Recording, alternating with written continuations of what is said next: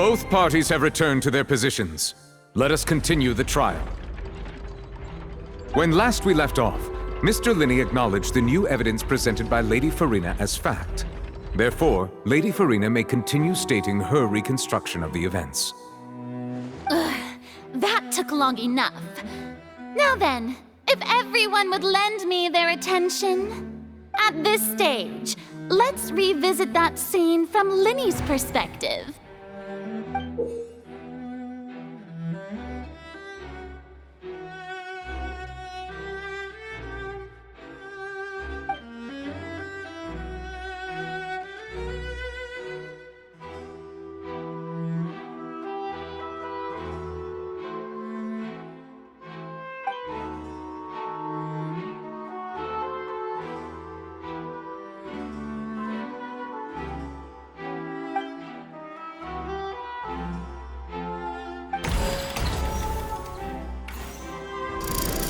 Countdown began, he entered the tunnel. When the flatbed trolley passed, he opened the box and got into an altercation with Halsey, which caused the loud thud. He did not realize that this sound could be heard by everyone in the opera house, which is why he claimed earlier that he could not hear the sound. Finally, he used the vase to knock her out, before making her change clothes to prevent others from recognizing her. At this time, Cowell arrived in the tunnel, having heard that strange noise, and caught Linney red-handed. So Linney proceeded to knock him out too before stuffing him into that box.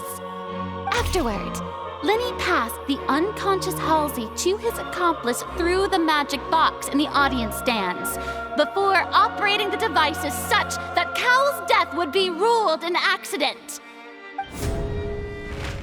And there you have it. That's the truth behind what happened. Does the defendant's side have any objections to Lady Farina's description of the events?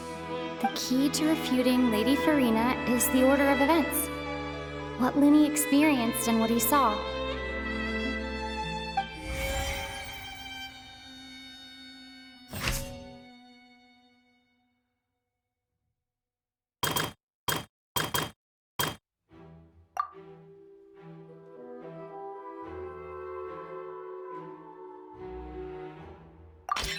According to Linney, he left via the vent after entering the tunnel. He couldn't have had that altercation with Halsey.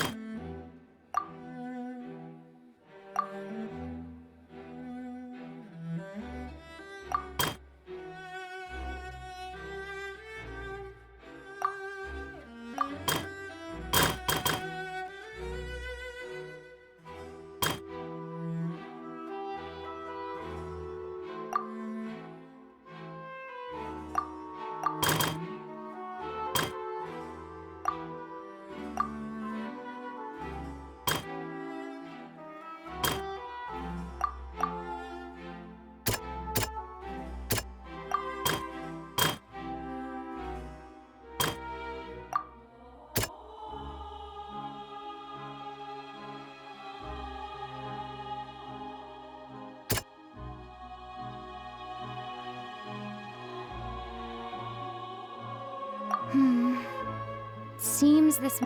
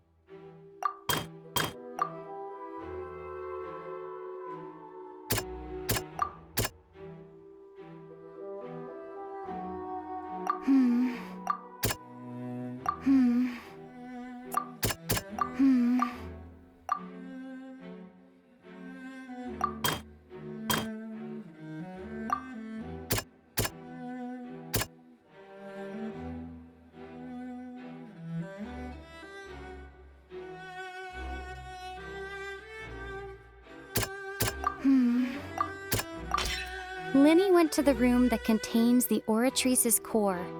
This is the actual truth.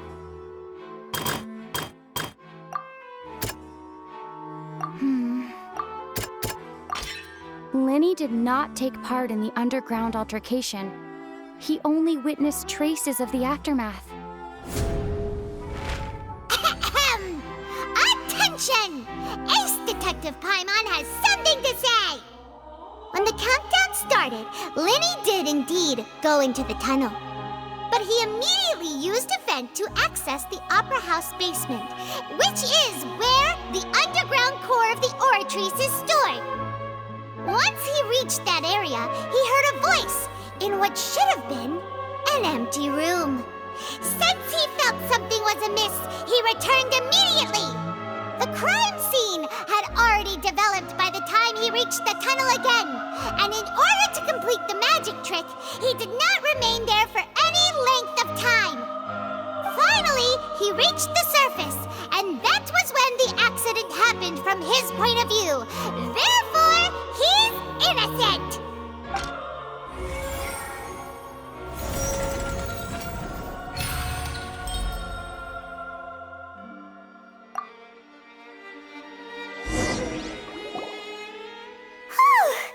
Paimon did it! Paimon actually managed to say all that! Wasn't it awesome? In other words, you believe that he knew nothing of the incident? That's right!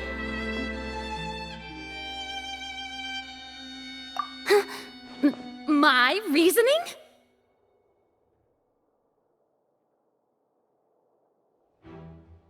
If that's the case, then if Cowell hadn't entered the tunnel, who was the entire setup meant to kill? Assuming that what you say is true, Linny only needed to kidnap the young girl to cause a new disappearance case. What would the point of killing someone on stage be? Oh, they have a point. That's right, you tell him! And that's why they're partners of mine. They've managed to turn things around. Oh, well, your denial is very strident, I'll give you that. But what proof do you have to back your claims? Of course I do. If he had been in the magic box the whole time, how could he have not heard that sound? Why do you ask? You're saying that he wasn't?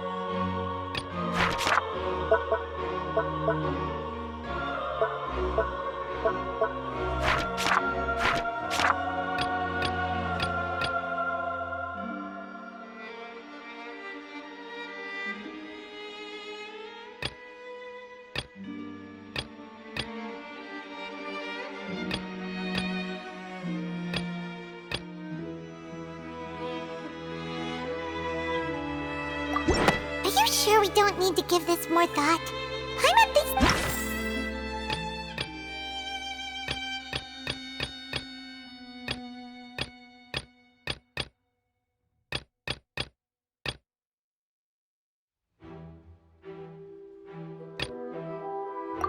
Are you sure we don't need to give this... That's right! Linny wasn't in the box or in the tunnel. That's why he didn't hear anything strange during the performance. This means that when the crime happened, Linny had already entered the basement via the vent. The same clue you used to disprove his alibi has now become I'm the best proof! How do you like that? Well played. To think you'd use such logic. Well then, if it wasn't Linny who committed the crimes, then who wasn't?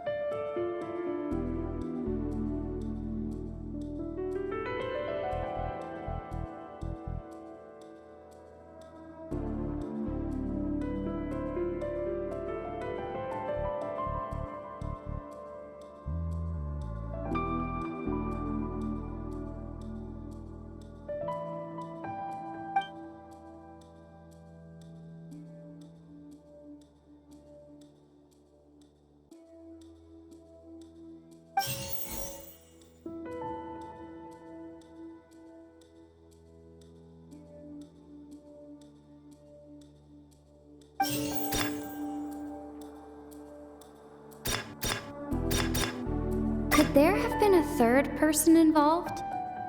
Is that really a possibility?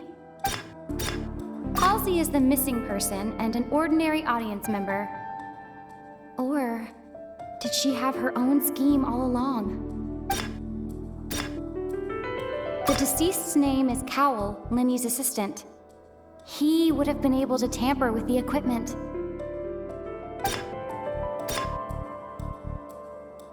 Could there have been a third Halsey is the missing person and an ordinary...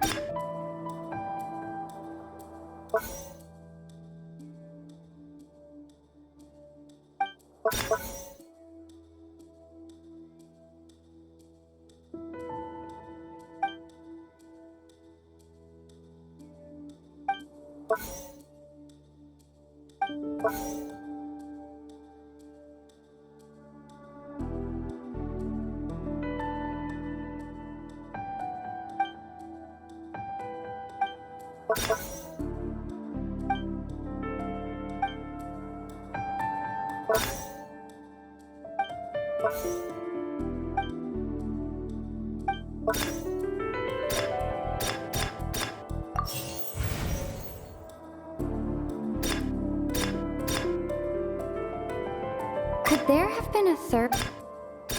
The deceased's name is Cap.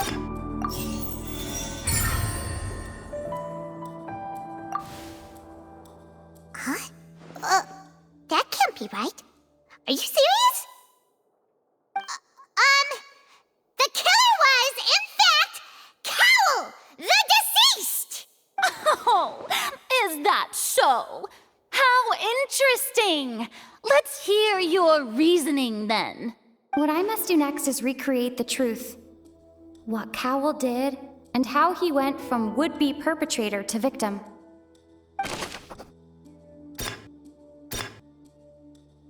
No one entered or left the Opera House through its entrances. So, where would the criminal have wanted to take Halsey? The deceased's name is Cowell. Halsey's clothing was in the tunnel. So, there must have been some fear that she would attract attention. The sound we heard may have come from a clash between the missing Halsey and the criminal. Linny was not in the tunnel at that moment, which gave our criminal ample time. It would have been tough for both people to fit into that vent. They would likely have bumped into Linny as well.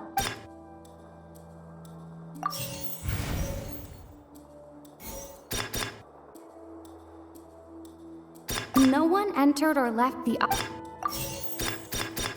It would have been tough for both people to fit.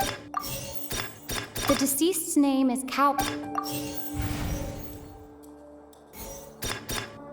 Lenny was not in the tunnel. No one entered or left. Halsey's clothing was in. Lenny was not in the tunnel. It would have been tough for both people.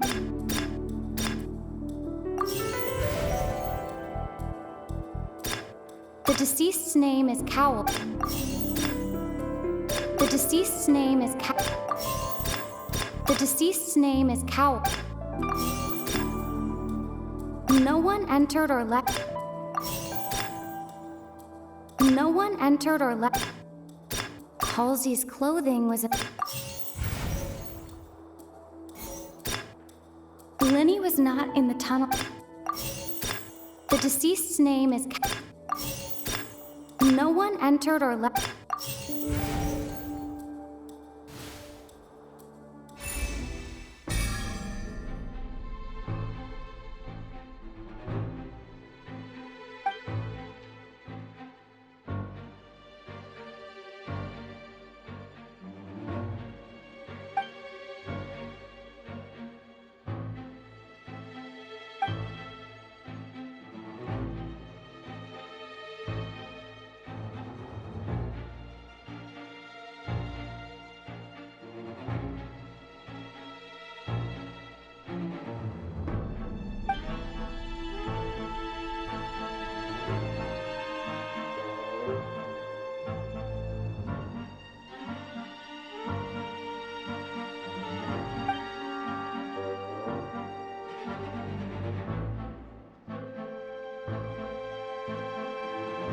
What's wrong, Traveler? Are you still having trouble figuring things out? I see how it is. So this was all just a bluff. And here I thought you had something to show for it. But it seems you're still far from the truth. Look, since we're at a dead end, why not consider a different track? Just like the trick as it transpired, the end result must have been utterly different from the magician's initial design. If only we knew how Halsey disappeared. Well, that would be nice, but the tunnel only has 3 exits, and none of them seem very likely. And it's not like this is a magic trick where you can just make a real live person disappear. You know, like you did from that water tank, Lynette. Excuse my interruption, dear opponents, but do you not see that the crowd is growing impatient? There is no greater sin in this opera house than an awkward delay in the performance.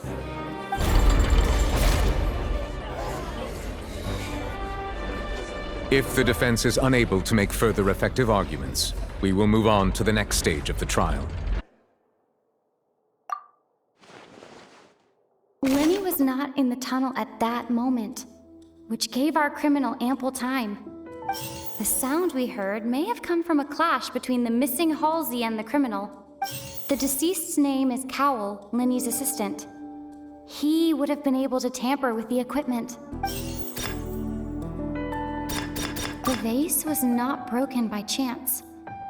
It was used to cover important evidence. The water.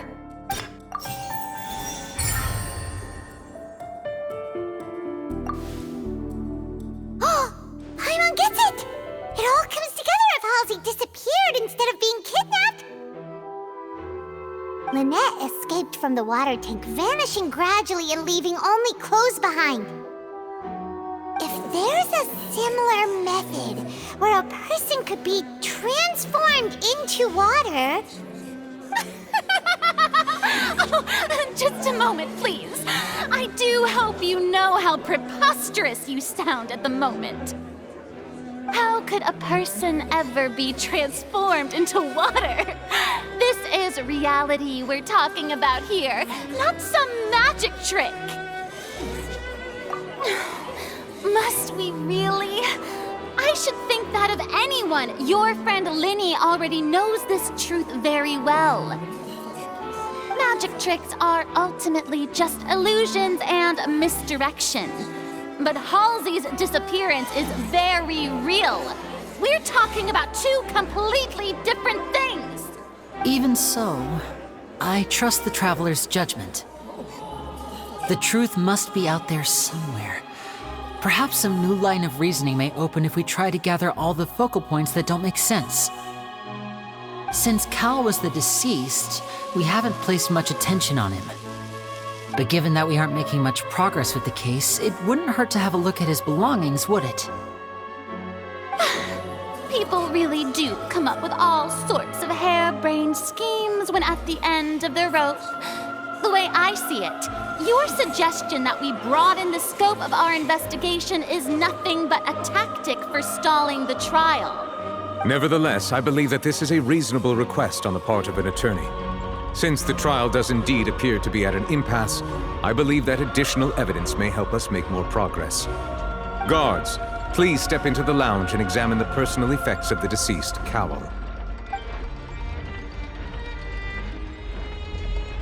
We are still examining the items, but we have already made critical progress that we feel must be shared with everyone post-haste. We discovered several test tubes of fluid within Cowell's baggage, each labeled separately. The notebook in his backpack claims that these fluids are water from the primordial sea. The primordial sea.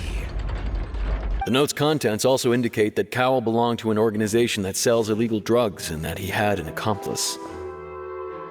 The notebook has many entries concerning safe usage of these fluids, in which the keyword dissolve appears many times. One of these tubes was labeled Opera Epiclese, along with yesterday's date. It is empty. The notes also state that these dissolution properties work exclusively on people from Fontaine. It's likely that Halsey was chosen as some sort of test subject. As such, we believe that the defense's hypothesis is, in fact, supported by sufficient evidence. You've got to be kidding! People dissolving into water? Could something so ridiculous actually be true? Wait a moment. This reminds me of a certain prophecy, but it's just a coincidence, isn't it? If people can become water, does that mean that the water tank's real use was as a means to hide water stains? And if Cowell was targeting that girl... Wait just a minute. Could that mean... You two, with me, quick! Demoiselle, wait! What about your partners? Let's go. Just trust me. Order! Order! It is undeniable that further examination of the deceased's personal effects has yielded some surprising results, but we cannot yet verify the veracity of these clues. Still, let us assume that these clues are indeed authentic, albeit with the understanding that Ms. Halsey has yet to be found. Guards, please continue examining the items along these lines. Mr. Linney, it appears your hypothesis is supported by the evidence, so please continue speaking. Of course. Thank you, Your Honor. If we uphold this hypothesis, I believe that many of this case's seemingly unrelated clues can be connected together. Right! Like the metal hook! That one didn't make sense at all. Let's think about this. Cowell's methods must have something to do with that water from the primordial sea.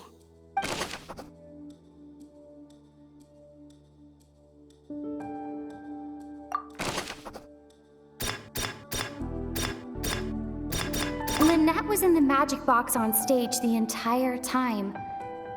Did she have something to do with it? I remember there was something else within the inner layer of that box. The water from the primordial sea should already have been prepped before Halsey entered the magic box. Now it seems like the hook rope was not meant for another magic trick, but was instead some form of triggering mechanism. The deceased's name is The rope that strung the water tank up was lit by the fireworks and cut. As such, the focus here is on the water and not the tank.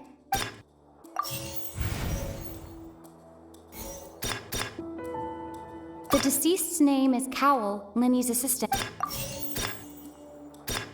The rope that strung the water the water from the primordial Lynette was in the magic box on stage the entire time. I remember there was something else with...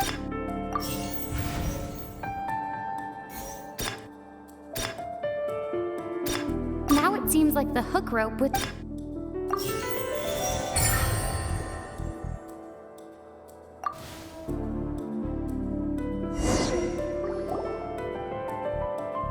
Ahem!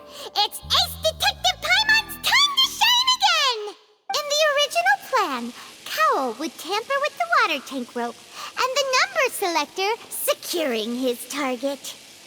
When the magic box containing Halsey was lowered, the metal hook would retract gradually and pierce the balloon at the top of the box. When the balloon attached to the box popped, the water from the primordial seed inside it would pour down and dissolve Halsey. Afterward, Cowl would enter the tunnel and break the flower vase to conceal the water inside the tunnel, with the remaining evidence being covered up by the water tank on stage. But he encountered something unexpected in the tunnel and wound up being fatally hit by the same water tank he meant to use to cover his tracks. Huh. That does make sense. That actually links together a lot of the more confusing pieces of evidence.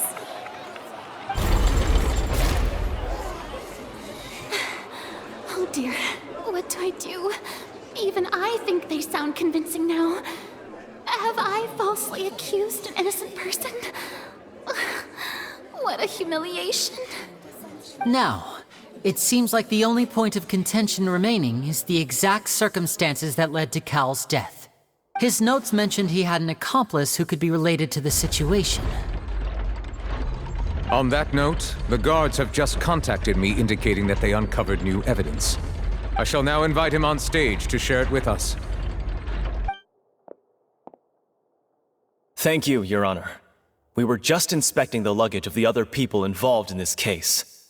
And we found an identical sample of the water from the primordial sea among Linny's personal effects. What? That can't be. Oh, I see. Well, how wonderfully comedic to have your own counterattack only to come back and wound you. Does this not clear all doubt? My dear citizens, my loyal audience, allow me to present my reasoning and bring this performance to a swift close. Linny did not need to take part in the dissolution of the young woman at all. Indeed, he did leave the scene via the vent. Having made modifications to the props beforehand, his accomplice Cowl then caused Halsey to vanish using the water from the primordial sea. But upon his return, in cruel avarice, Linny desired sole credit and prepared to do away with his partner in crime. Ultimately, he knocked Cowl out, and the tool meant to cover the crime up also became a murder weapon. Now, as much as I regret having come to such a viciously straightforward conclusion, it does seem that the famed Fatui is quite the cold-blooded and ruthless organization. Am I right, Mr. Linny? We've used up all the evidence we collected. There's no way for us to make a rebuttal here. Is this the end of the road?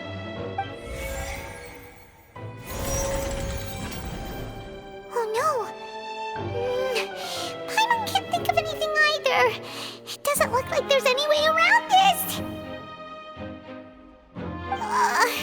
Seems using the water as new evidence was too good a move. Why did this have to happen now? I think we've all seen enough now, and we have ample witnesses to my flawless reasoning. I believe this is indeed the finale. Now then, my good, noble Chief Justice, should we not, in your view, Excuse me, everyone, but I must interject. Miss, I must ask you not to shout, and to respect the ongoing legal proceedings. Oh, come on. Don't be hasty. I have a good reason for interrupting, you know. Now, would anyone here like to take a little break from all this debate and see a little magic? I'll show you an amazing trick. One that can bring a young woman who has disappeared back in the flesh, right before your very eyes. Please, do the honors, Mr. Linney, if you would be so kind. What in the world is she saying? No offense, miss, but miracles like that are beyond my scope as a magician. Come on now, don't be silly. Magic is all about misdirection, isn't it? It often conceals the truth while presenting a fascinating illusion. But once everyone believes the illusion, can't magic reveal the truth to them once again? And wouldn't such a trick be the most marvelous finale to today's performance? Come on, Lenny and Lynette, give it another go. Don't worry, Spina di Rasula has made the necessary arrangements on your behalf. But as the magic makers and stars of the show, I think I should leave the final performance to you. I understand.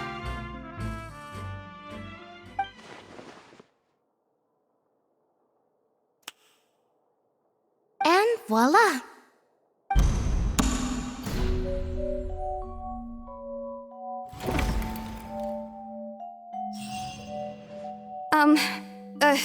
Sorry for the interruption. Wait, isn't that Halsey? So the whole thing about people dissolving wasn't true after all? To be clear, I'm only here because this person told me that if I testified, the merit of doing so would lessen my sentence. I was hiding outside this room listening to the proceedings because I was afraid that I would be the one put on trial. I was just feeling happy that no one had noticed me, and then before I knew it, she caught me. That'll teach you to underestimate us three. Where should I begin? I'm sorry. I'm the one who killed Cowell. I admit it. What? Why? Firstly, my name isn't Halsey. It's Lillian, and I'm originally from Mondstadt. I heard that Linny's show was gonna be a real thriller, but I missed the chance to buy a ticket, so I stole one. That's how I make a living.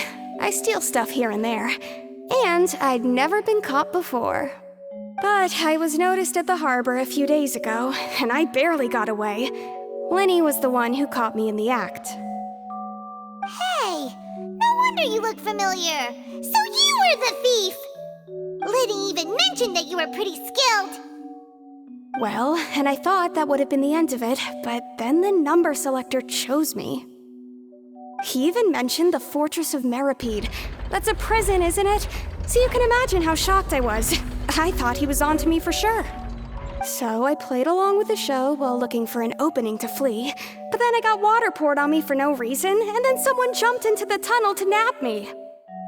I wasn't going to take that lying down, so I knocked him out and stuffed him into the box. There was nowhere to run from there, though, so I had to change my clothes and hide in a box containing performance costumes. I slipped out after the first guard arrived at the scene and continued hiding inside the opera house. Can a person even hide in there?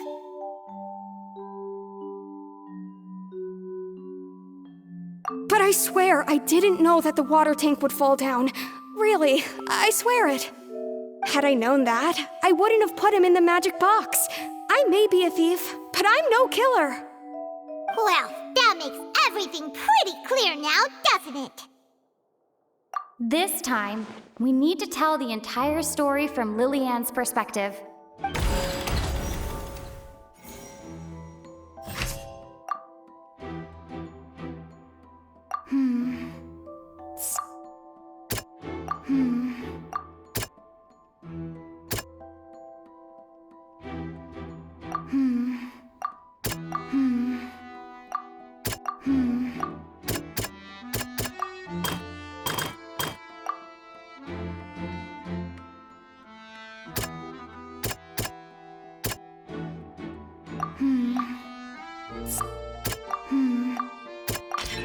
The strange sound wasn't from a fight.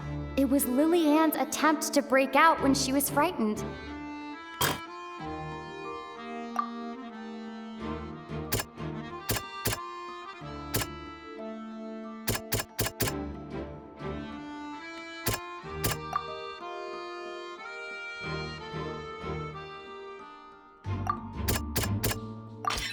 The flower vase was not broken to cover anything up, but was smashed during the struggle between Lily-Ann and Cowell.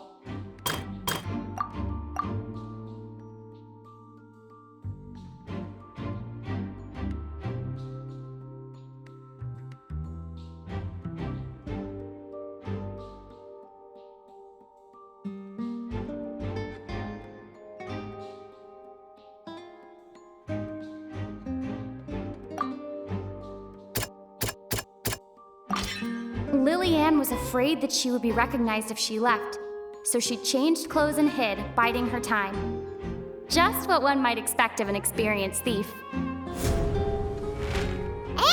it's Ace Detective Paimon time! Having been selected out of the blue, Lily-Ann panicked. Her panic only intensified after she entered the tunnel and had water poured on her head. So she kicked the door open, producing the thud we all heard. Hearing the commotion, Cowell leapt into the tunnel, only to discover that Lily-Ann had not dissolved. He did not know that Lily-Ann was not from Fontaine, but was a thief who made her way in by stealing a ticket. Mistakenly believing that the water from the primordial sea needed time to take effect, he tried to force Lily-Ann back into the box. The two broke the flower vase during the struggle, but Lily-Ann came out on top, knocking Cowell out and putting him in the box. With no way of escaping, she changed her clothes and hid in the costume trunk until the performance ended.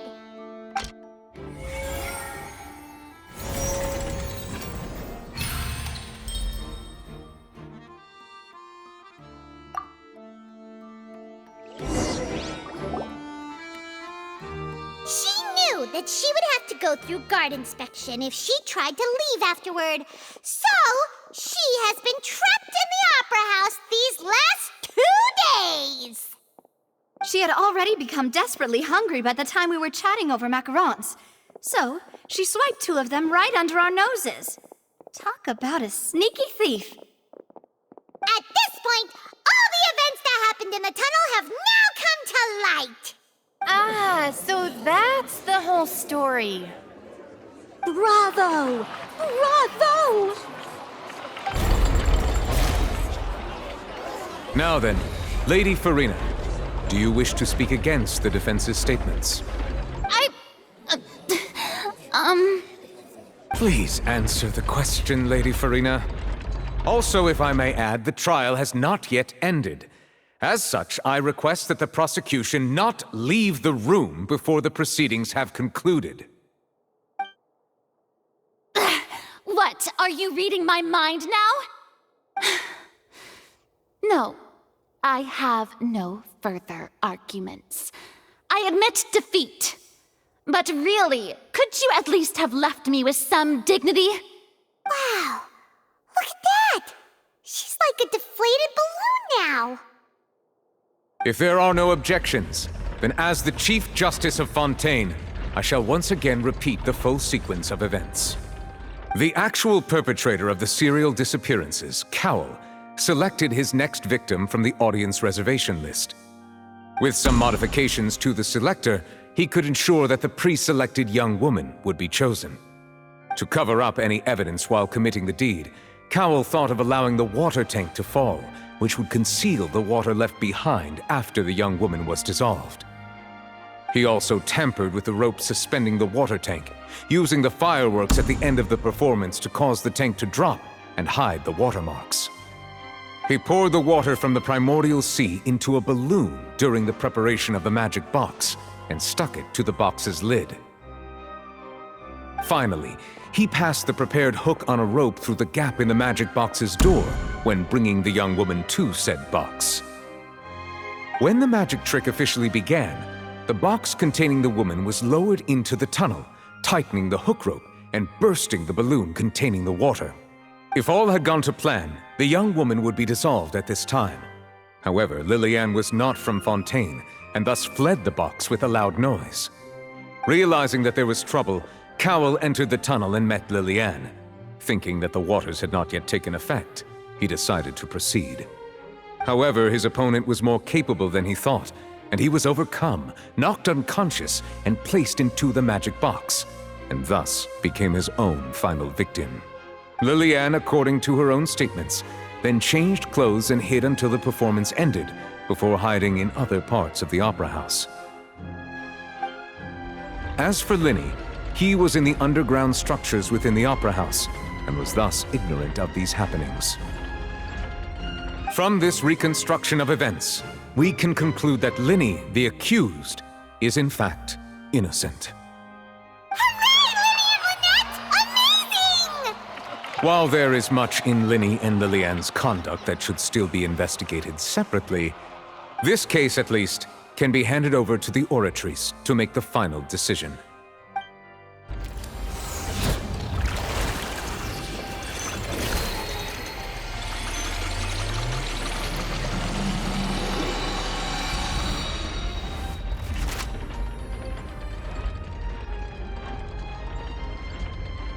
As such, Linny and Lynette are officially declared not guilty.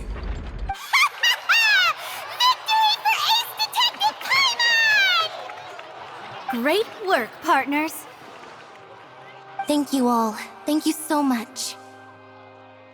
Next, I think we deserve an explanation, Guard Vaughn. How did you find the water from the primordial sea in Linny's baggage? Right! Your discovery caused me to make a serious mistake, you know. Or was that not a discovery, but false evidence that you dared to bring before this court? I suspect that the accomplice mentioned in Cowell's notes was not Linny, but you, yes? I'm sure you know what you must do to lessen your sentence. Speak quickly! Unless you want to earn yourself a one-way ticket to Coupon Town. I was just following orders. We were supposed to place blame for the serial disappearances onto Linny, and thus cause suspicion to fall on the Fatui. The higher-ups said this was the best opportunity to do so. And now that your plan has fallen through, and the secrets of the water have been revealed, you have become a liability to said higher-ups, yes? Therefore, you would be wise to tell everything you know, and seek the protection of the guards. Yes, I'll tell you everything I know. Our boss discovered that the water can cause people to dissolve. It can also be made into a potion, which when extremely diluted, can cause people to experience unforgettable exhilaration. We've been in this business for a while now, and have made decent more off it. The disappearances were also the boss's idea. I mean, this is the boss we're talking about.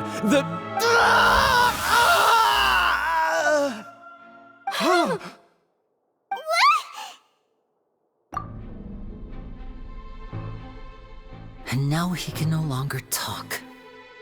Such ruthlessness.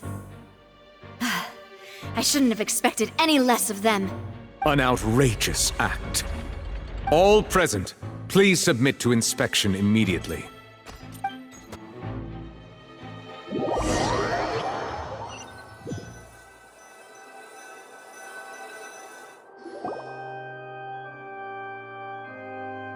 So, we're just going back now? That's true, but... Traveler, Paimon! Please wait. Linny... I know you may not want to speak to me right now. Maybe you don't even want to look at me. But still, let me thank you again for defending me to the end, even after you learned that I'm a member of the Fatui. I guess. But regardless, I'd like the opportunity to set things straight. I didn't approach you with any ulterior motives or ill intent. I've spoken to you as myself, just plain Linny this entire time. as for why I'm a Fatus, it's because the goals of the House of the Hearth align with those of an orphan like me. That's all. That was how Father, who you might know as the Knave, approached recruiting us back then too. The Knave? The one who controls the House of the Hearth? She's your father? That's right. And since we're here, I was wondering, would you mind hearing a story? It's about my past. Back when our parents first died, Lynette and I were left wandering the streets. To survive, I took to surreptitiously observing an older street performer who did magic. It took me several days to figure out how he pulled off his amazing tricks. I took my sister through several streets until we found a crowded corner, and we began to perform magic tricks there. To my surprise, we proved to be pretty popular, and we could at least stop worrying about where our next meal would come from for a time. But I didn't want my sister to remain a street rat together with me forever. Before long, an aristocrat came to me and claimed that he wished to take us in after watching my performances. So you went from orphans to nobility just like that? That was how we felt at first too. As if fate was on our side and we could say goodbye to those painful days. But I gradually discovered that while we were called foster children, he was really after my talent for magic tricks. He would constantly take me to all sorts of banquets to garner attention, which he would then use to expand his social circles. That doesn't seem too bad either. Better than roaming the streets at any rate. It took a while for me to realize just how dark his heart really was. After one particular performance at a banquet, I discovered that Lynette was not on the same return vehicle as me. I waited a long time after we returned home, but she did not come back. I went to that noble's bedroom and asked him about her whereabouts. The answer he gave me was, she caught the eye of the most eminent person at the banquet, so I sent her over as a gift. I mean, you'll be able to perform your magic regardless of who your assistant is, yes? Oh no. So he was gonna... But wouldn't Fontaine's laws deal with such people? As far as outsiders are concerned, this is a relationship akin to adoption or foster care, and they have their ways of escaping the eye of the law.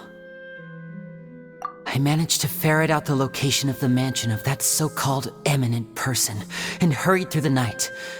But by the time I leaped over the walls, avoided the guards, and made my way in, all I saw was the moonlit ground covered in blood, and the knave standing there in the darkness. So, she'd already taken care of that guy. That's right. She had rescued my sister before she could come to any harm, and had even discovered several girls hidden in a basement, all of them orphans. Father, the knave, might have seen something in me, and so she made me an offer. The House of the Hearth welcomes you, for your interests align with ours. Here, none will ever betray you. Indeed, betrayal shall never be permitted here. I was hesitant to trust her. I had just been betrayed by nobles. But she was also quick to destroy the noble who had taken us in at first, giving us back our freedom. Oh, so that's how the two of you joined the House of the Hearth. She has her own plans. She has gained permission from the Tsaritsa to first use the Gnosis' power when she obtains it. She plans to use it to find a way to break the prophecy and save Fontaine. So, she believes in that prophecy too? That's right. The whole House of the Hearth is currently working to combat that crisis. Today's case has also proven that people from Fontaine can indeed dissolve into some sort of water, thus further supporting the prophecy. All of us house members here, Lady Arlecchino herself included, are from Fontaine. We won't give up on defending our homeland. To us orphans, the only connection we have left to this world, apart from our family, is our homeland.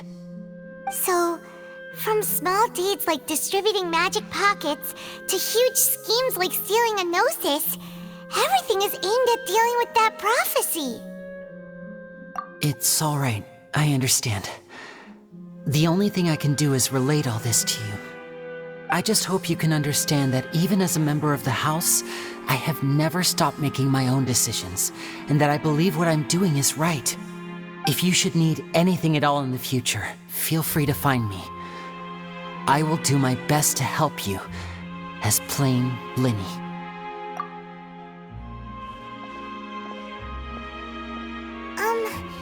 Bye, Linny.